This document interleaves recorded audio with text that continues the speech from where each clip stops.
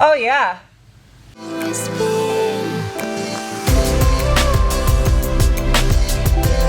Hello, fellow human beings.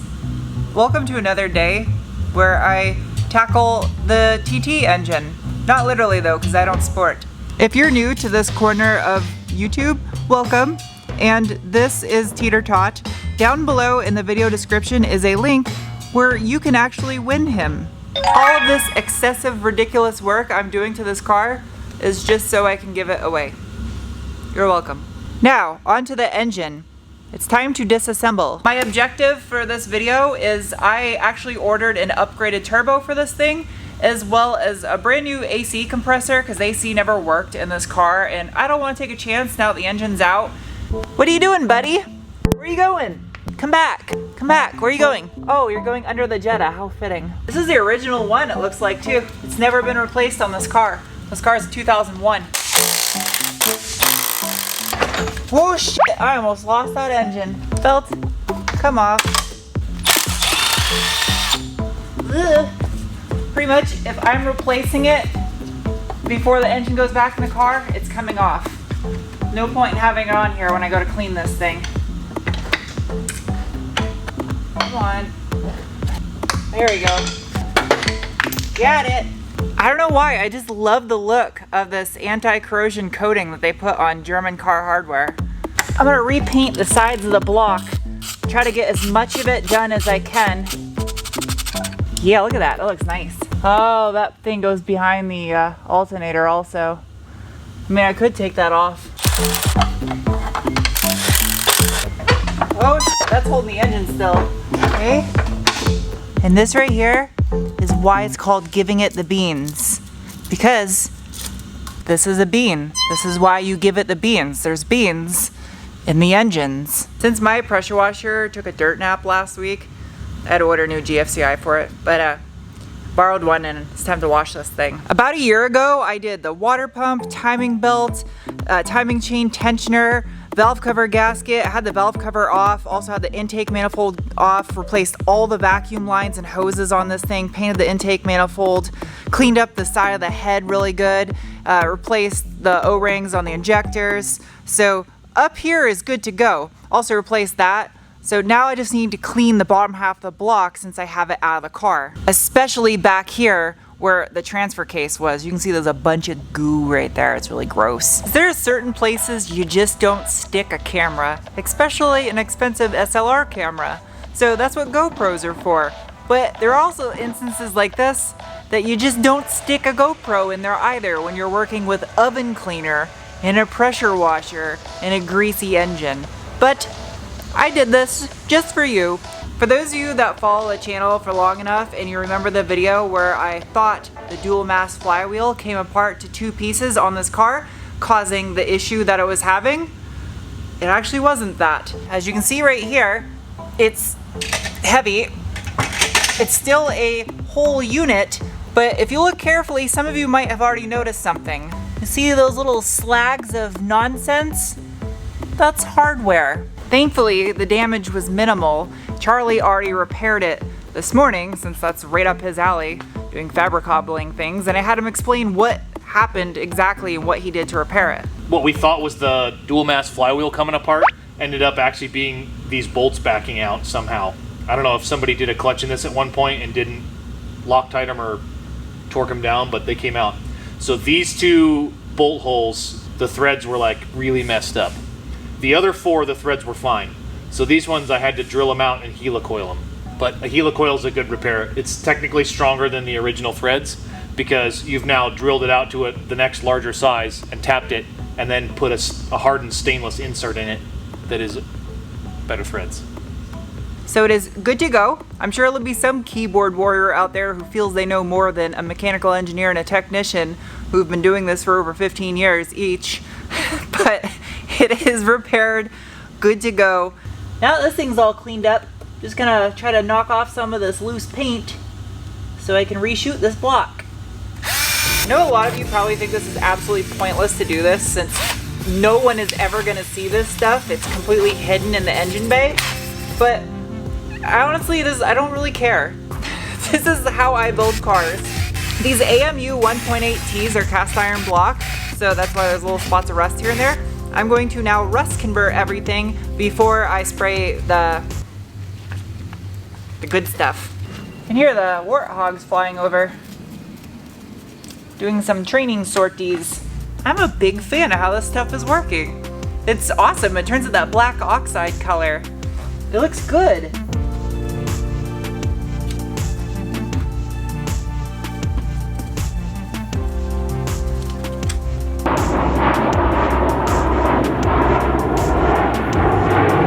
Check this out. These are all parts that arrived for the TT, including a new upgraded turbo. This thing's heavy. You gotta move.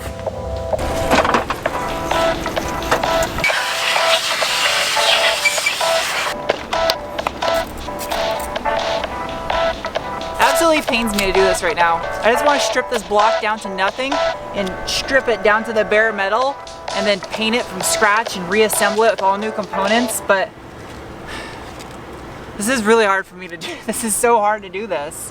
What I want to do, I physically can't do on my own in a realistic matter of time with a realistic budget.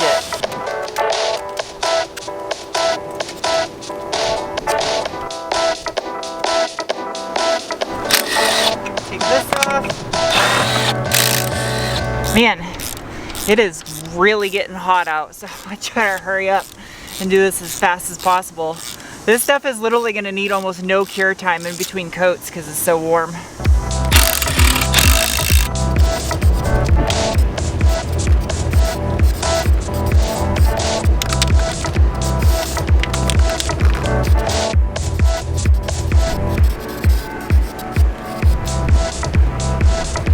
I stink like the rim of a margarita right now.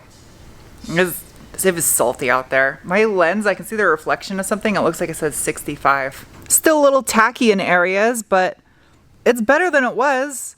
I mean, considering I didn't strip this thing down to bare metal, I tried my best, wire wheeled it, and then wax and greased it. But I know some of you have noticed that I didn't mask off the oil pan because I did that for a reason. Don't want that up my ass. I was referring to this. This right here should be the new oil pan. Oop, that time it almost did go up my ass. This right here is a new rear main seal. I'm gonna replace that too with the oil pan. I love that these are both Allen head and just a regular 10 mil bolt. That's so brilliant. Focus. It's Allen head and it's a 10 mil. That's so, I love Audis for stuff like that. This will be nice for the next owner that gets this car. Because now you have like kind of a mental insurance that you can see what the pickup tube looked like and know that it's clean. That bolt was a little bit crusty. Clean that one up. Oh, that sounds so bad. Did I miss a bolt? Ah, I missed a bolt. Oh, yeah, that's what it was.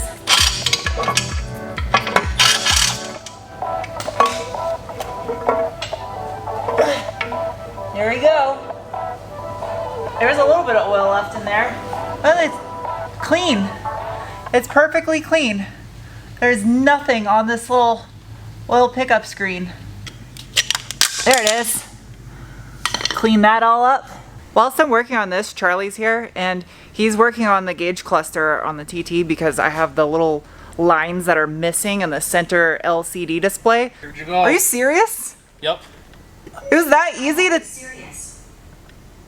No, never mind, Siri. She's drunk. This guy right here, it actually illuminates and I think it darkens whatever it needs to display on your screen. Well, there are little lines are starting to go out on there, so there's just broken things and you can't read what it says. It's a common problem on Audis. You have to reflow the solder on the screen or what? There's a little strip with a ribbon that attaches to the gauge cluster and there's 18 points on the ribbon. Where the ribbon cable plugs in? Yeah, so you can either send it out and get it repaired for like $150 or you can buy the actual thing that needs to be, the ribbon needs to get soldered to the printed circuit board. One that comes down to like a needle. You do? Yeah. I mean, as long as you have that and a solder sucker, it would be possible to do that. I have both. I guess that's kind of, we're just gonna get the part and do it ourselves. Yeah. New oil pan. The other one was missing right here, this little ear down here. It was just like chipped off on my oil pan. So I wanted to put a fresh one on here because that's just sloppy. What are you doing? What do you mean, what am I doing? I'm scraping the googe off the bottom of the oil pan rail. I guess I'll use some Honda Bond on this. On the oil pan? Yeah. I don't know, it might start smelling like black squash and What? if you use Honda Bond on an Audi. I don't get it. Because every Honda kid on the planet has a black squash air freshener. Oh. You have no idea how nice it is to have a second person helping me work on one of these cars. Where are you? Well, that's in maintenance. It's gonna be under engine. Oil pan bolts are 15 Newton meters on the block, but it doesn't show an oil level sender on this model, the 1.8T. However, the VR6 has an oil level sender. So yeah, VR6 has an oil level sender and its hardware shall be torqued to 8 Newton meter or 71 inch pound. 71 inch pounds? I was trying to hold this up in the air so I could film what I'm doing, but this is ridiculous, so I'm just gonna stop and put this down and do this so I don't screw it up, okay? Okay.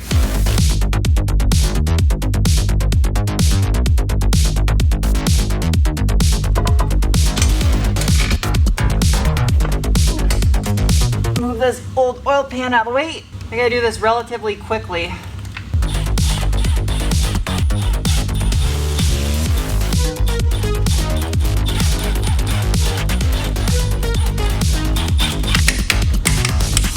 All these are torqued.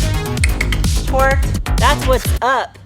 Nice fresh oil pan on this thing and rear main seal. Fresh paint job. Starting to look pretty good. And now the part of the video I've been waiting for. The new turbo. I've wanted this turbo since I first got this car. And it's ironic, now I finally have it, only to put it on the car and give it away immediately after. It makes me happy though, because instead of just slapping some nonsense on here because it's a giveaway car, I at least put the parts on it that I wanted the entire time I've owned the TT. I'm glad you found this turbo because everywhere I looked, they were out of stock. I couldn't find it anywhere. Oh, they gave me a, I bet you anything this is black squash. It's not black squash. No, it's not. Something else. I got it on the end of my nose though. Oh, they put all kinds of other stuff in here. Some like t-shirts and stuff. That's cool. New gasket, band clamps, more gasket. That's awesome. I didn't know it came with hardware. Oh, and an intake tube. I didn't think I needed a new one, but cool. They did sponsor the gasket set. Oh, they did? Yeah. URO Tuning did? Yes. Oh, cool. Thank you, URO Tuning. Charlie's been helping out a lot with me with ordering parts because I'll spend hours every day just ordering parts for these cars. And so he was the one that found this turbo. And I didn't know that URO Tuning sponsored the gasket set and the shipping on it. So shout out to those guys. That was awesome. Thank you. Franken Turbo F23. I'm so excited. So basically what this turbo is a beefed up hybrid upgraded version of the factory KO4 that's on these cars, but with a billet wheel. I kind of want to replace these Banjos. I guess that's getting excessive. Yeah, I don't even know how I did this before with the engine in the car. Because this is kind of a pain even with the engine out of the car. These are really super flattened. Look how smashed that copper crush washer is. Ooh, there's some, I gotta clean that manifold. There's some oil on it. Oh, of course that's gonna be behind the wastegate actuator. There we go. Slight issue.